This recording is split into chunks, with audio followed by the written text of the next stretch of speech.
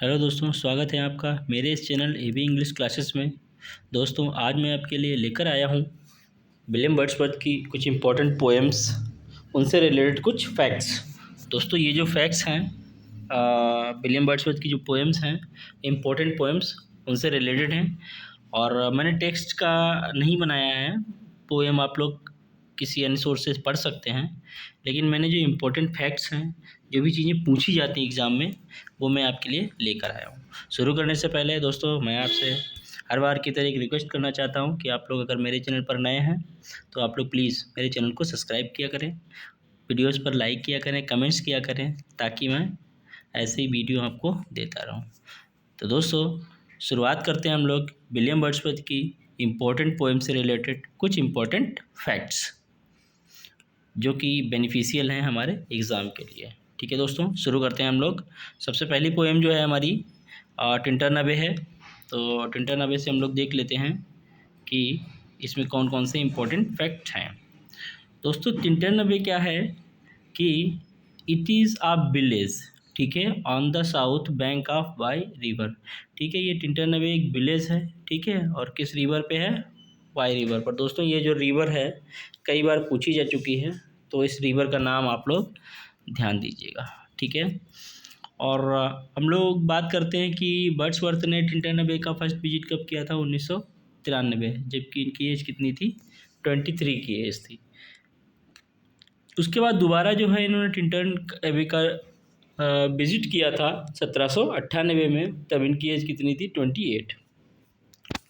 ठीक है दोस्तों, अब हम लोग बात करते हैं कि it is written in decasyllabic और iambic pentameter in blank verse.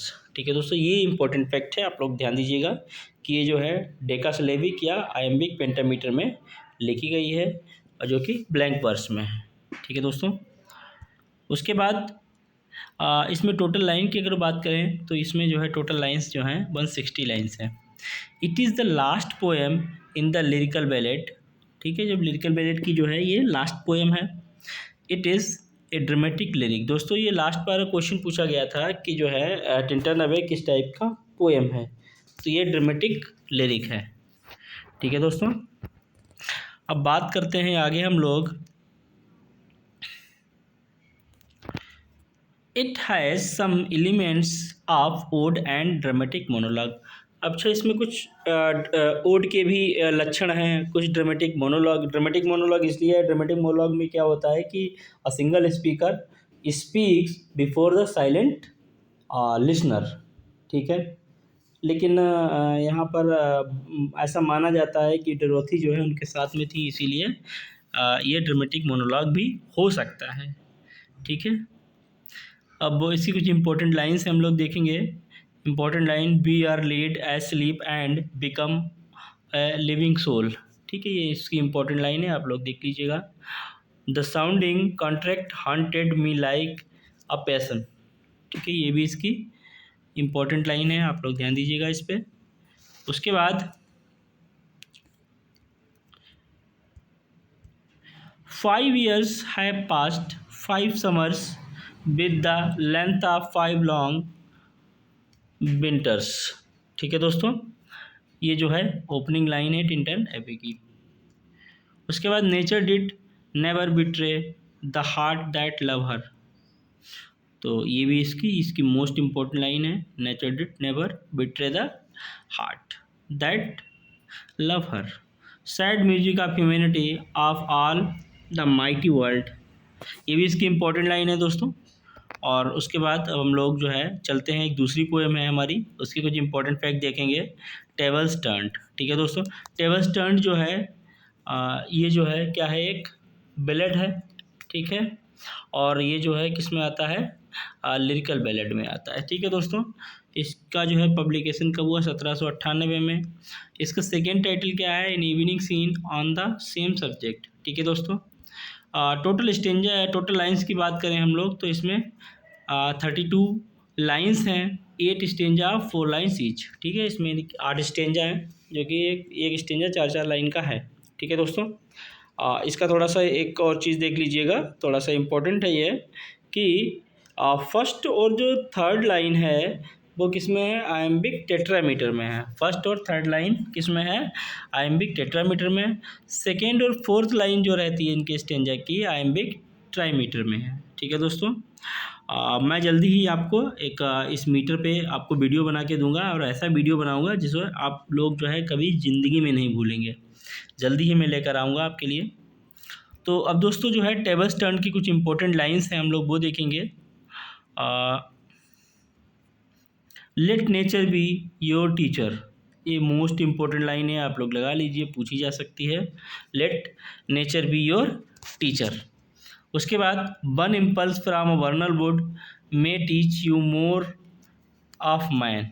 ठीक है, ये भी इसकी इंपॉर्टेंट लाइन है। स्वीट इज़ द लोर विच नेचर ब्रिंग्स, ये भी इसकी इंपॉर्टेंट लाइन है। ठीक है दोस्तों, अब हम लोग बात करते हैं इनकी अगली पोएम। नेक्स्ट पोएम कौन सी है, लंदन 1802। ठीक है, लंदन 1802। तो ये जो पोएम है ये और दूसरे नाम से जानी जाती है टू मिल्टन। ठीक है दोस्तों, ये रिटन कब हुई है, 1802 में, और इसका पब्लिकेशन डेट है कब, 1807 में। दोस्तों ये लंदन जो है, लंदन 1802 या टू मिल्टन है, और एक पोएम लिखी है लंदन। ठीक है, लंदन किसने लिखी है, विलियम ब्लेक ने लिखी है, जो कि लिखी है 1797 में। ठीक है दोस्तों, तो लंदन और टू लंदन में आप लोग कन्फ्यूज मत होइएगा। उसके बाद इसकी जो अगर फॉर्म की बात करते हैं तो ये क्या है, एक पेट्रार्कन सोनेट है। पेट्रार्कन सोनेट में दोस्तों क्या होता है, पेट्रार्कन सोनेट में एक ऑक्टेव और एक सिस्टेट होता है। ठीक है, यानी एक जो है ऑक्टेव होता है 8 लाइन का, और एक सिस्टेट होता है 6 लाइन का। ऑक्टेव डिवाइड होता है 2 स्टेंजा में, और सिस्टेट डिवाइड होता है 2 टर्सेट में। ठीक है, आप लोग ये ध्यान रखिएगा। तो जो है इसकी फॉर्म क्या है, ये पेट्रार्कन सोनेट है।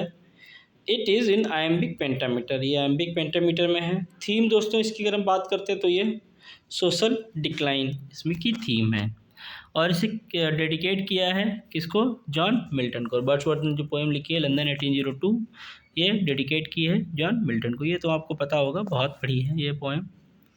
राइमिंग स्कीम की अगर हम लोग बात करते हैं तो ABBA CDC, ये राइमिंग स्कीम होती ही है पेट्रार्कन सोनेट की। It is published in the collection of poems in 2 volumes in 1802। ये जो है पोएम को पब्लिश हुई है 1807 में, और कलेक्शन का नाम क्या था, पोएम्स इन 2 वॉल्यूम्स। ठीक है दोस्तों, अब इसकी कुछ इंपॉर्टेंट लाइंस हम लोग देखेंगे। इंपॉर्टेंट लाइंस की हम लोग बात करें तो इसकी लाइंस पूछी जा सकती हैं कि we are selfish man who raise us up, return to the us again and give us manners, virtue, freedom, power। ठीक है दोस्तों, thy soul was like a star and dwelt apart, ये भी कई बार पूछी जाती है। और उसके बाद दोस्तों thou hadst a voice whose sound was like the sea। ठीक है, ये भी इम्पोर्टेंट है line. Pure as the naked heaven majestic free, ये भी इसकी इम्पोर्टेंट लाइन है। So didst thou travel on the life's common way. ठीक है दोस्तों, ये भी इसकी एक इम्पोर्टेंट लाइन है। आप लोग इसकी जो है, आप लोगों ने ये पोएम बहुत पढ़ी होगी, तो मुझे इसकी लाइन्स बताने की आवश्यकता नहीं है आप लोग। उसके बाद दोस्तों इनकी नेक्स्ट पोएम जो है वो कौन सी है, लाडोमिया। ठीक है दोस्तों, इनकी जो नेक्स्ट पोएम है कौन सी है हमारी, लाडोमिया है। लाडोमिया जो है ये क्या है, टोटल लाइंस की अगर बात करें इसमें 174 लाइन है। इसमें क्या है 26 स्टेंजा है, 6 लाइन ईच। ठीक है, यानी कि 26 स्टेंजा हैं, जो कि एक स्टेंजा कितने लाइन का है, 6 लाइन का है। पब्लिश हुई है 1815 में, और रिटर्न हुई है 1814 में। ठीक है दोस्तों, ये क्या है, एक आयम्बिक पेंटामीटर में लिखी गई है पोएम। इसकी फॉर्म की अगर बात करें तो ये नरेटिव पोएम है दोस्तों। ठीक है, नरेटिव पोएम है, और बेस्ड ऑन ट्रोजन वार, ये जो है किस पर बेस है, ट्रोजन वार पर। ठीक है दोस्तों, अब हम लोग बात करते हैं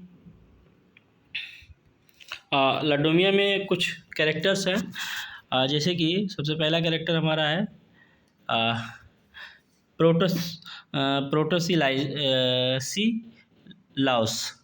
प्रेटिसिलस जो है ये ग्रीक हीरो है, लाडोमिया जो है वाइफ ऑफ प्रोटोसिलस है, ये जो है क्वीन है कहाँ की, थिस्ले की। उसके बाद हेक्टर इसमें दिखाया गया है, केल्ट जो हेक्टर जो है क्या कर देता है, किल्ड करता है किसको, प्रोटोसिलस की। और जोब जो है the chief of Greek God, ये जो है जॉब कौन है, चीफ हैं ग्रीक गॉड के। ठीक है दोस्तों, उसके बाद हम बात करें कि हर हस्बैंड कम बैक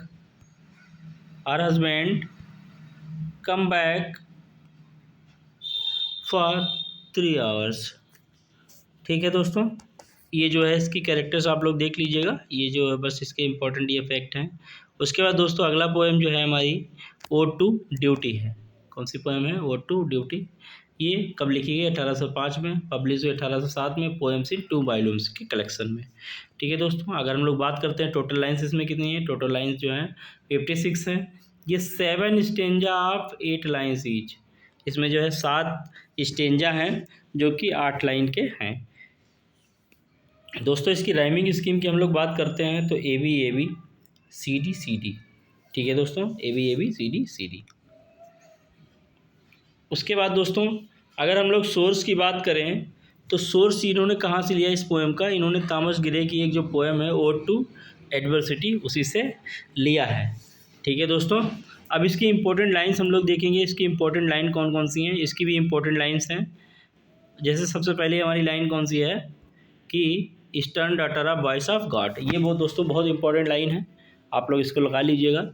और eastern law giver yet thou dost bear the god said more benignant grace. ठीक है दोस्तों, उसके बाद एक और इसमें इम्पोर्टेंट लाइन है कि flowers laugh before thee on their beds and fragrance on their footing treads. ठीक है दोस्तों, अब दोस्तों अगली पोएम जो हमारी है वो है स्कॉर्न नॉट द सोनेट। दोस्तों ये जो है एक सोनेट है, या इसको जो है दूसरे नाम से किसके नाम से जाने जाते हैं हम लोग, स्कॉर्न नॉट दी सोनेट के नाम से। ठीक है दोस्तों, कब पब्लिश हुई है, ये जो स्कॉर्न नॉट दी सोनेट है ये 1827 में पब्लिश हुई है। और इसमें जो है इन्होंने टोटल 7 पोइट्स का डिस्क्राइब किया है, यानी कि जो स्कॉर्न नॉट दी सोनेट या सोनेट एंड दी सोनेट है, इसमें 7 पोइट्स डिस्क्राइब किए गए हैं। इस सोनेट में कौन कौन से वो हैं आप लोग ये ज़रूर देख लीजिएगा, ये बहुत इंपॉर्टेंट है, और हो सके तो आप लोग इस पोएम को एक बार पढ़ लीजिएगा। तो इसमें जो 7 पोइट्स जो हैं कौन कौन से हैं, शेक्सपियर हैं, पेटार्क हैं, टासो हैं, दांते हैं, कैमियोस हैं, स्पेंसर हैं और मिल्टन हैं। और ये जो वो राइटर हैं जिन्होंने सोनेट जो है बहुत अच्छे अच्छे सोनेट्स लिखे हैं। ठीक है दोस्तों, अब ये देख लीजिए कि किसके लिए कौन सी लाइन बोली गई है। इसमें इन्होंने बोला है कि विद दिस की शेक्सपियर अनलॉक्ड हिज हार्ट। ठीक है, ये शेक्सपियर के लिए बोली है लाइन इन्होंने। उसके बाद पेटार्क ने जो है पेटार्क के लिए भी एक लाइन बोली गई है कि of this small lute gave ease to Petrarch's wound. ठीक है, ये पेटार्क जो थे इन्होंने अपनी बिलेवेड थी लौरा, उसके लिए बहुत सारे सोनेट्स लिखे हैं, और ये जो है इटालियन थे।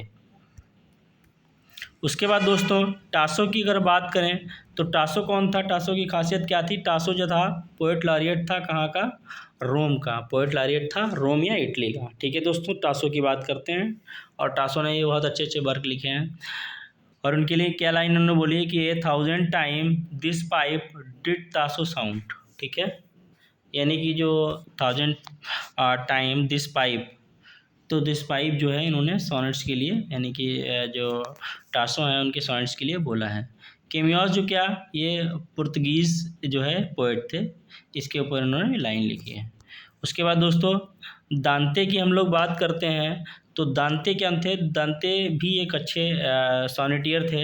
इन्होंने बीट्राइस इनकी बिलेवेड थी, उनके ऊपर बहुत सारे सोनेट्स लिखे हैं। और दांते कौन थे, एक इटालियन पोएट थे दोस्तों। ठीक है, उसके बाद हम लोग बात करते हैं कि जो स्पेंसर हैं हमारे, स्पेंसर भी बहुत अच्छे सोनेटियर हैं, और इन्होंने एक वर्क लिखा था एमोरिटी। ठीक ठीक है। ये इनकी बिलीवेड थी एलिजाबेथ बोलाइन, उनके ऊपर बहुत सारे सोनेट्स लिखे हैं। अमोरिटी जो लिखा है वो लिखा है स्पेंसर ने, और इसमें जो है 89 सोनेट्स हैं। ठीक है, अमोरिटी में पूछा जा सकता है कितने सोनेट्स हैं, तो 89 सोनेट्स हैं। ठीक है दोस्तों। उसके बाद हम लोग दोस्तों मिल्टन की बात करते हैं। मिल्टन जो है इन्होंने किसके ऊपर लिखा था, theme of religion and political, theme of religion and political. ठीक है दोस्तों। उसके बाद इनके लिए इन्होंने कौन सी लाइन बोली है, इन हिज हैंड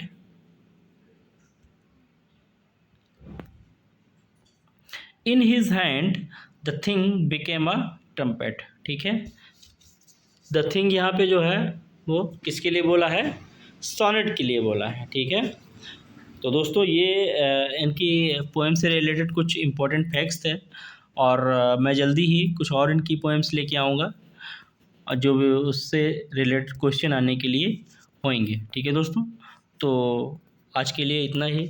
और अगर आपको मेरा वीडियो अच्छा लगता हो, मेरा मटेरियल अच्छा लगता हो, तो प्लीज़ आप लोग मेरे चैनल को सब्सक्राइब करें, लाइक करें, कमेंट्स करें और ज़्यादा से ज़्यादा शेयर करें, ताकि मैं आपको ऐसी वीडियो देता हूँ। तो ठीक है दोस्तों, थैंक यू सो मच। मिलते हैं नेक्स्ट वीडियो में, तब तक के लिए बाय बाय।